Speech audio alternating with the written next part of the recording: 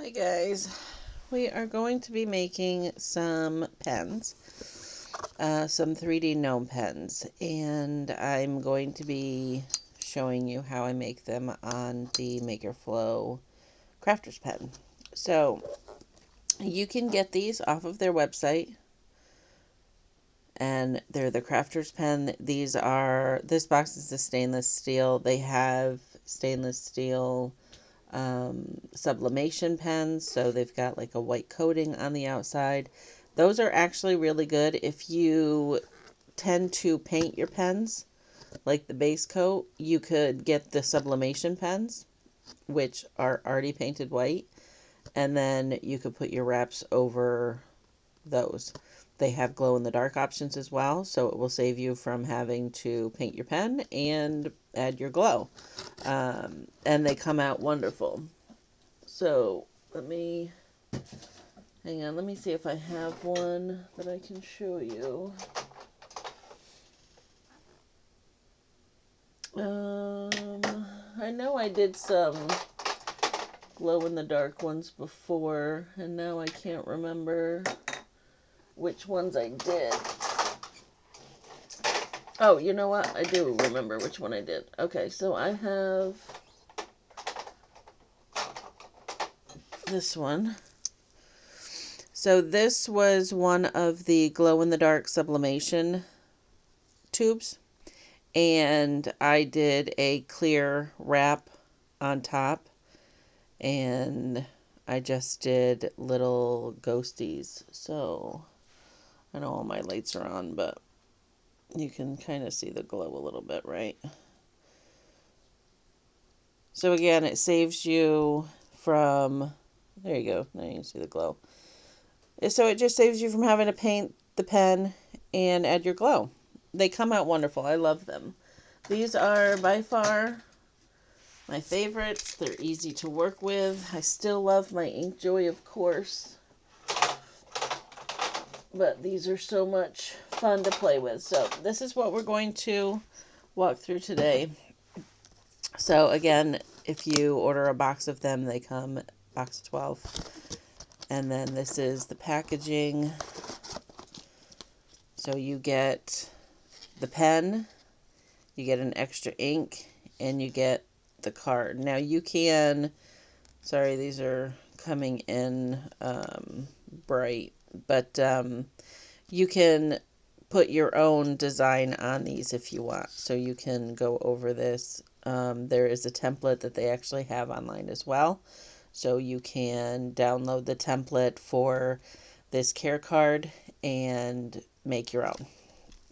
On the back, they also come with care instructions, the different features. It's absolutely wonderful, and it comes in this plastic packaging. So for the price of the pen, you're getting everything that goes with it, and then you just make the pen and put it back in, and you can sell them just like this.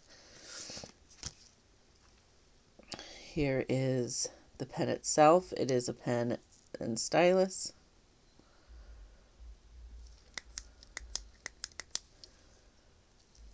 Now, to craft with these, you simply pull off the tube, and it is a pen tube. This is what you craft on. Do not put anything, I do not recommend you put anything on the actual pen itself, because this goes right over. There is no room. So if you think, oh, maybe I'll decorate the pen as well, I don't recommend it, because you will not be able to get the tube back on it. So I would just leave it as is. Oh, I lost the spring, damn it. Oh, there it is. Hang on.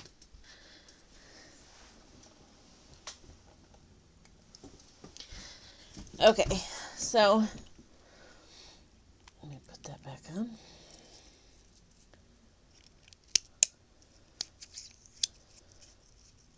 So again, I would leave this part alone and only craft on your tube.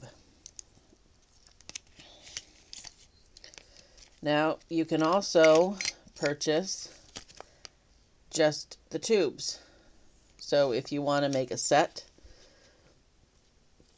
and offer a set, you can offer just replacement tubes, and then your customers can order one pen and say, you know, 2 or 3 different designs, and that could save them money if you offer, you know, a little bit of a cheaper for just the replacement tubes. So like me, I like changing them out in seasons. I like changing them out in holidays. So, you know, you could make a 12-month pen set and have one pen, and you could change your tube out every single month. Okay, so those are the pens when you purchase them. Here's how the replacement tubes come when you purchase them. So you're just getting the replacement chambers. Here is what the sublimation, these are actually the glow-in-the-dark sublimation ones.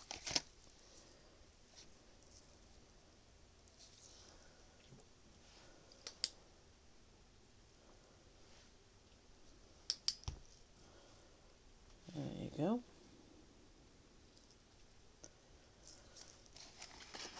And then you saw the stainless steel ones. So, great options, excellent quality. I absolutely love these. And because they're stainless steel, you can put them in the oven and bake, which makes it so easy to be able to use polymer clay on them, because polymer clay it needs to be baked to cure it. So that's what I'm going to do now, is we're going to make a couple designs of gnomes with the stainless steel.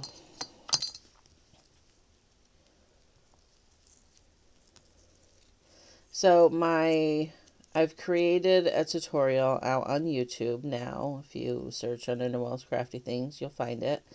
And it does go through the process of, I'm using air dry clay, Crayola air dry clay on ink joys. And the process for making gnomes on these pens is just the same. I go through the same process. However, you can get much finer detail with polymer clay than I can with air dry clay. So that's what makes it so much more fun using than just the regular the regular air dry clay. And then because you can get more detail, you know, you get to create things like this. Here's my little chef gnome. It's got a little handle, some hand, or a hand, and then his little face. You can also get as detailed as, here's my little mermaid.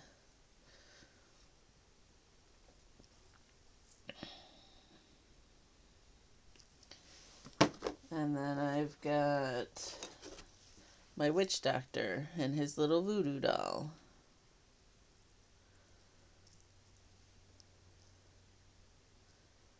I just love how detailed you can get. Here is my little vampire gnome and his little bat.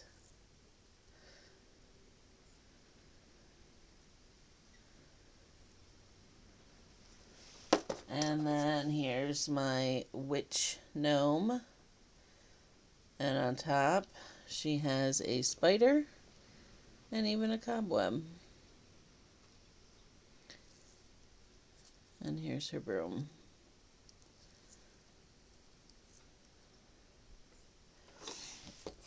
So it's really, you can get as detailed as you like.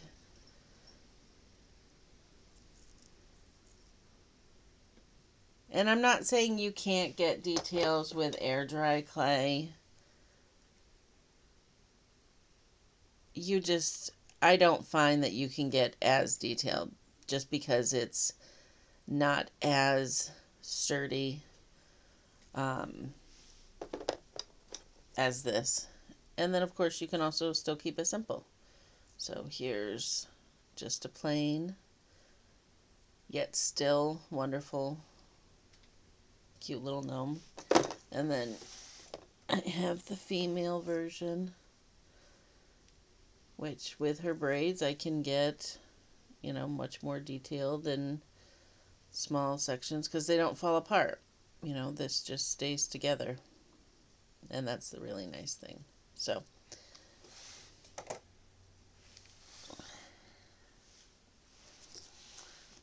that's what we're going to do. We are going to make some gnomes. Now, when I start making gnomes, I don't necessarily have ideas in mind for what I would like to make. I kind of just let the gnome tell me what it's going to be for most of them. Sometimes I do, you know, like with my Halloween stuff. Those, I made those based off of like SVGs that I found online and different clip art images for Halloween. I really, really like them. So I'm like, you know what, that would look great, you know, not just as an SVG that people put on shirts and cups and stuff, but I was like, you know what, that would make a really cool gnome. So the first thing I usually start with is a clean pen. So I do not sand these down. If you prefer sanding it down, that's perfectly fine. I don't.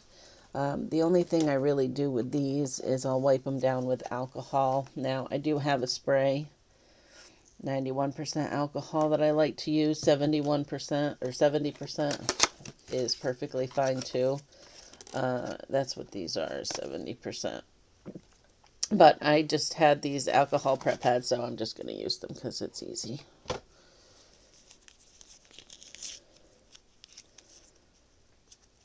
And all this is doing, it's getting any oils that might be on your pen. I do this with the ink joys too. I do not sand my ink joy pens. I take off the clip, I use my X-Acto knife and trim the I trim along this line because this is where the mold is, so there's always like a little line of buildup from the pen, and I will take my X-Acto knife and slide up. That's where the clip was, so it takes that piece off too, and then that's it. I'll wipe it with alcohol. Again, it takes off the oils, any debris, you know, dirt or anything that might be on there, and it dries your surface. And that's really what I want. I want as dry a surface as possible, as clean a surface as possible. That way, when I'm putting the clay on it, it is adhering to the pen as best as possible. Okay, so now you just go in and you start. So I'm just going to do a basic gnome because I didn't really think about anything else to make. So the first thing I always start with is my nose, only in my hand because that will help me determine like what kind of beard. You know, we'll do this one. All right, let's do a layered hairy beard. All right, so my steps are add the beard, build the nose up from the beard, build the brim onto the nose, and then build the hat. And then if there's any other embellishments that you want, you know, then you can add it. And where you place it is really up to you. You could do it really high and have a tiny bit that you have to do for the hat. And then, you know, you'll have more of the barrel to do. You can, I like to put it kind of a third of the way down. Now, sometimes I will move it up a little bit more depending on what I might have for, if I'm going to add a hand to this one or not. But what you want to do is just make sure that wherever your design is, it's not going to be uncomfortable, with somebody who holds their pen. Because you still want it to be functional. So I'm going to say, even if I move it up a little bit, I still have room underneath the beard if I want to add a hand or something. So this is a good placement.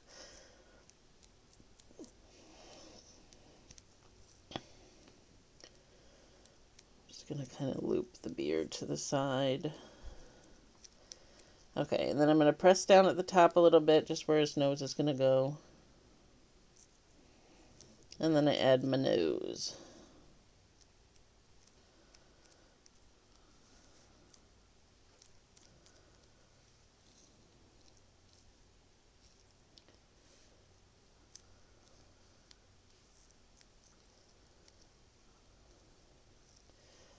Now, you can use whatever tools you have. You could use, if you don't have clay tools, you can absolutely use, anything you have around your house. Toothpick, a fork, a knife, whatever you have.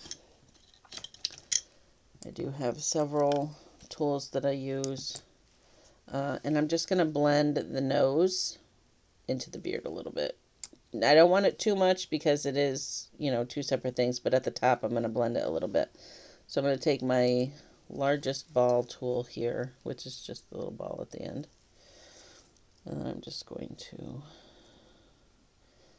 blend it in a little bit.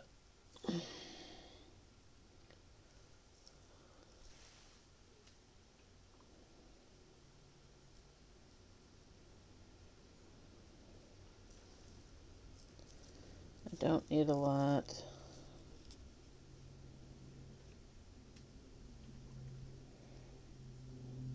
Now, this white here that you see with my clay, it's just different clay. It's the ultralight. When I'm using bakeable clay, I mostly use either ultralight, super Sculpey. Those are my two favorites. Okay, so nose, beard. Now I'm going to add some texture, I think, to his beard. And again, you can use whatever you have in the way of tools. I think I'm going to try my little brush here.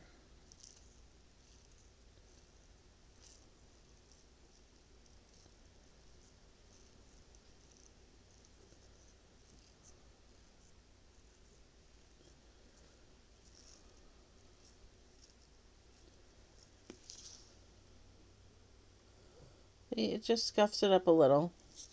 Doesn't have to be anything. Now you could use, I have one of those.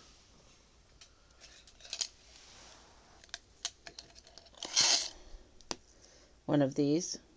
These are good. You can, scrape lines down to make it look like hair. You could use, if you have a toothpick is good. Where is my, here it is. So if you have a toothpick, it's kind of looks like this.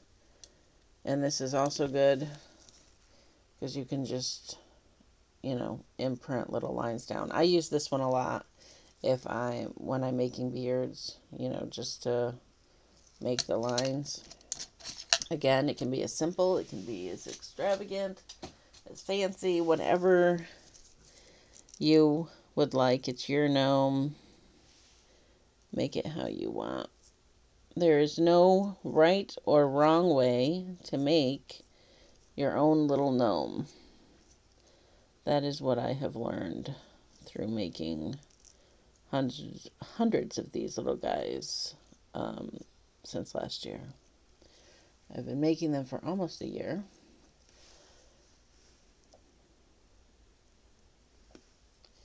And it's just a little texture. Okay, so now the next step is adding your hat. And I think, what do we want? A thick hat? Yeah, I think I want a thick brimmed hat. So you can make thick brims, which are, you know, this is a pretty thick one. You can make thin ones. You can do all sorts of, you know, hats. Just depends on what your design is. Depends on, you know, what works for your Gnome. I have done all sorts. As you saw, I did a hillbilly one with a huge brim. I've done, you know, regular Gnome hats. I've done wizard hats. I have one.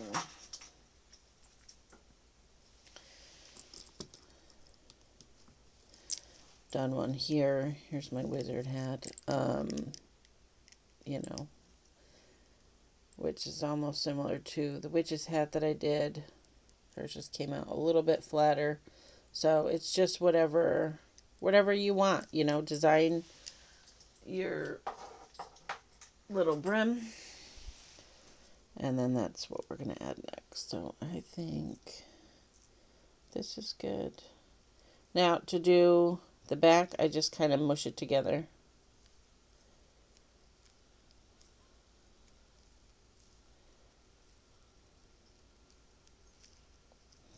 And then I'm going to take it off. And I'm going to finish mushing it. Just because I get a better seal if I take it off and mush it.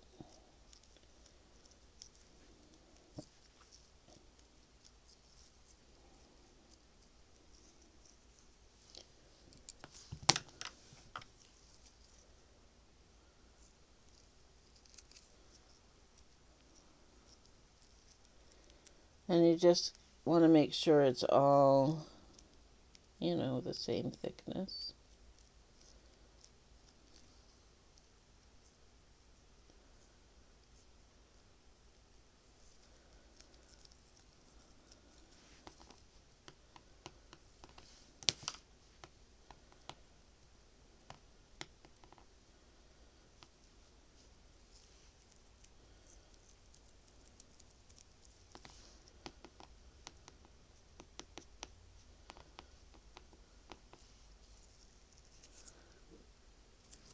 Okay. So now I'm going to add it back to my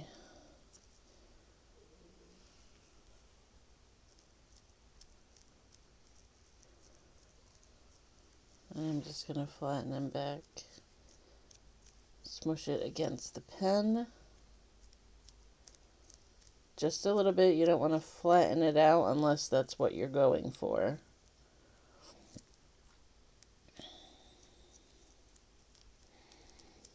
Okay, and there you go. So you can bake this if you want to add anything more to him. You can add your extra pieces. Let's make a little hand. What should we make to go with him?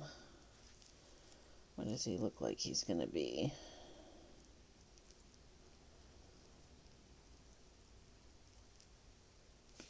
I'm not sure yet. Okay, so to make the little hands, I just take a small piece of clay. Now it's just a pen, so you don't need the hand to be huge. But I kind of make a little ball and then I pinch two sides together and flatten it. So it makes, you know, it looks like a candy corn. A flat candy corn. Okay, so now to make my hand, I will take my X-Acto knife. Let me move you down here. And I will figure out which side the thumb is going to be on, which is going to be this side. So I take my X-Acto knife And let me zoom in so you guys can see this. There we go. Alright, so I want the fingers to go down about this much. So I go right in the middle, and I just slice right down the middle. Now it looks like a hoof. So my gnomies only have 4 fingers. You can make 5, or however many you'd like. So I just cut once in the middle, which I was a little bit off, and then I do once on the side, and then I do one more on this side. So here's the start of my hand.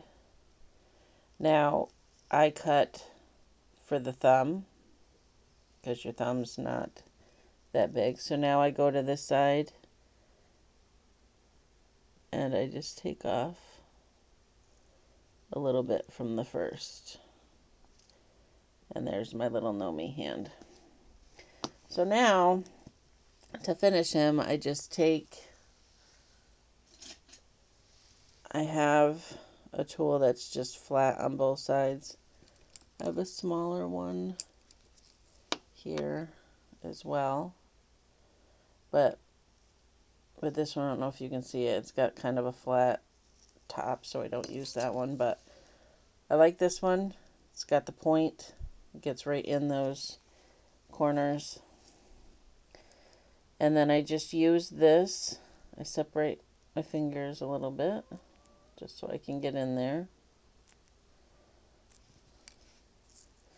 And then I take this and I use it to flatten all of my sides to kind of make them rounded.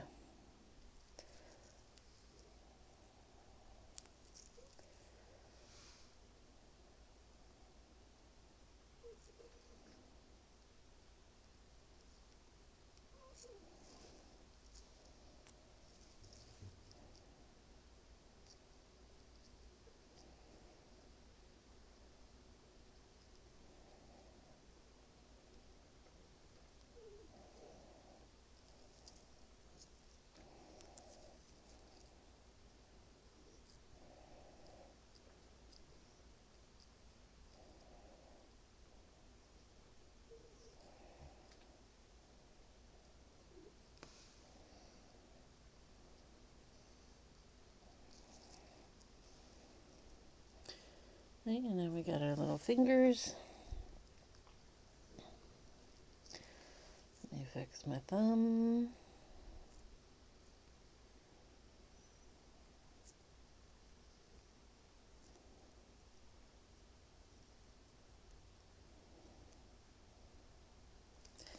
There we go.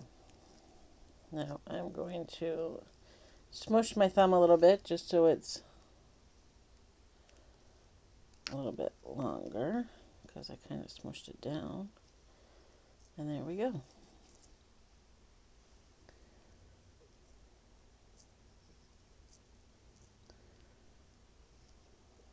There we go.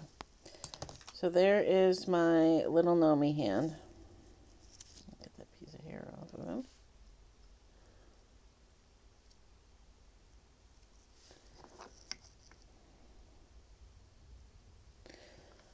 There.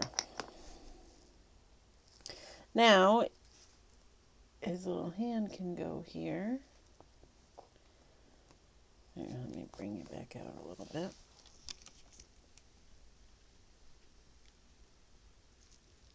Okay.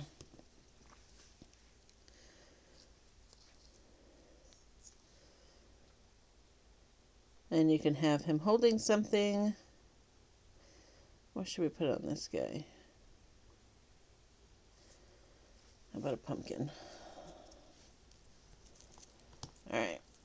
So I'm going to make a little pumpkin.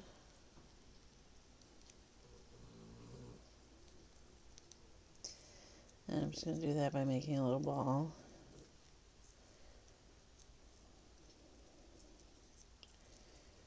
I'm going to take you have a toothpick,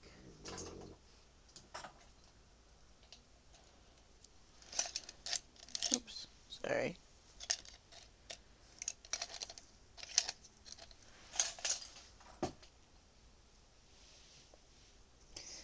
If you have a toothpick, it's good. I'm going to use this one.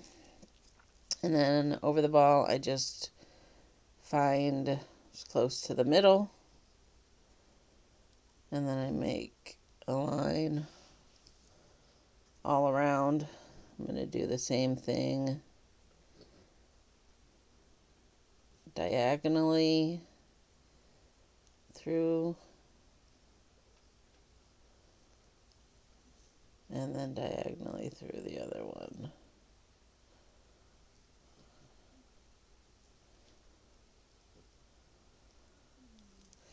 Okay, so now it kind of looks like this. And then I'm going to smush it down a little bit. Okay, so kind of pumpkin shaped. Doesn't have to be perfect. You can go in and fix the lines if you want. I'm just going to add a couple more little dimples.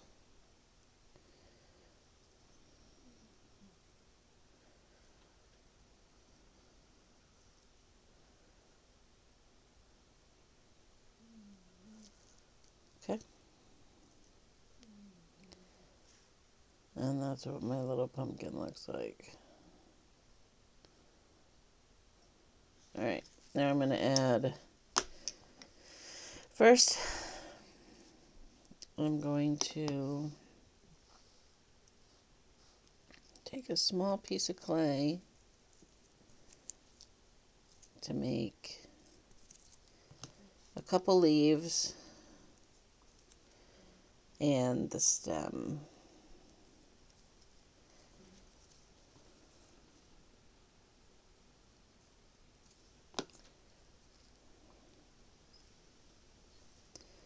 So for the stem, just taking a ball and I'm squeezing it at one end. And it gives me kind of this. So I'm just going to twist a little bit to give it some texture. And then I'm going to flatten one end.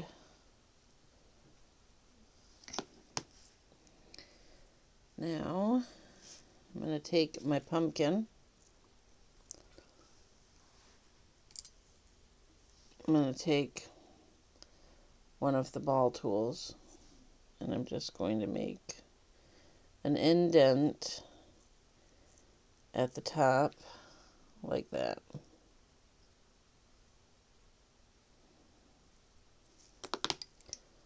And that will be where the top of my little stem sits in.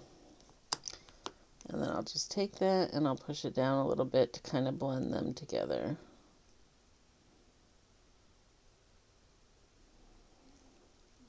I don't want to touch it too much.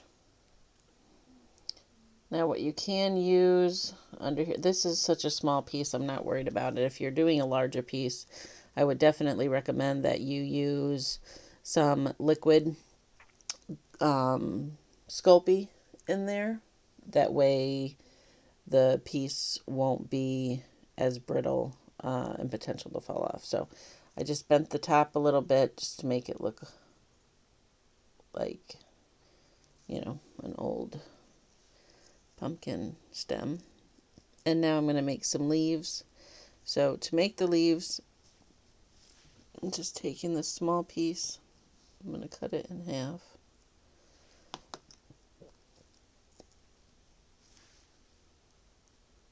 And I have a little, I'm just going to make an oblong shape, flatten it a bit, and then pinch it on both sides. And now I'm going to make the little line so it looks like the vein of the stem, or the vein of the leaf. And then I'll add my little leaf on here.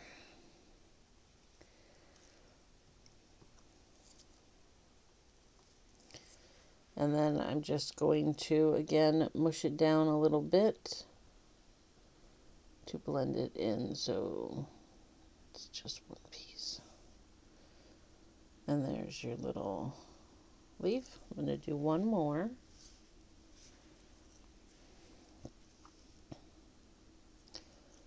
Again, I just make like it looks like a piece of rice. And then I'm going to flatten it. And then pinch it on both sides. Okay. We'll add another vein. Okay. And then I'm going to cross it right over the top one just a little bit. See? Just like that. And then again, blend it just at the top into the other one. There we go. So this is what my pumpkin looks like. So now I can add it to my gnome hand. So I want him to look like he's holding it. So now I'm going to take my gnome hand and kind of push the fingers out and make it look like he's, you know, holding it like this. So push the fingers out a little bit, bring up the ones in the back. Could you see his finger? Looks a little weird. I'm going to flatten that, or smooth it out a little bit, I mean.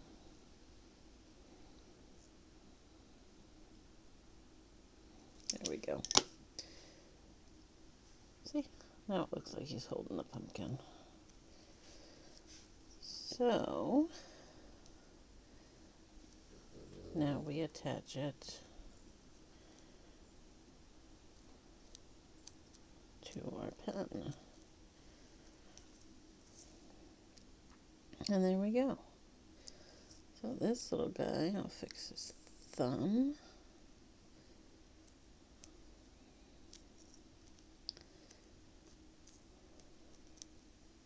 Now, if you press too much, which you don't need to, because once these bake, you're going to go in and glue it down.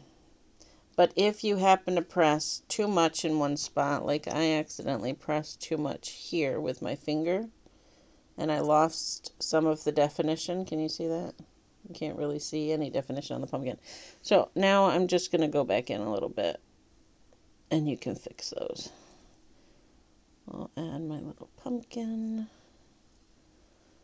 little dimples again. And there you go.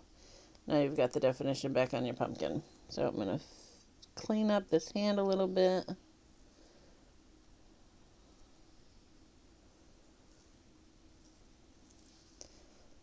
And there you go. So he'll be my fall gnome. And there you go. So now I'm going to bake him. Well, I won't bake him until I have a couple more to do.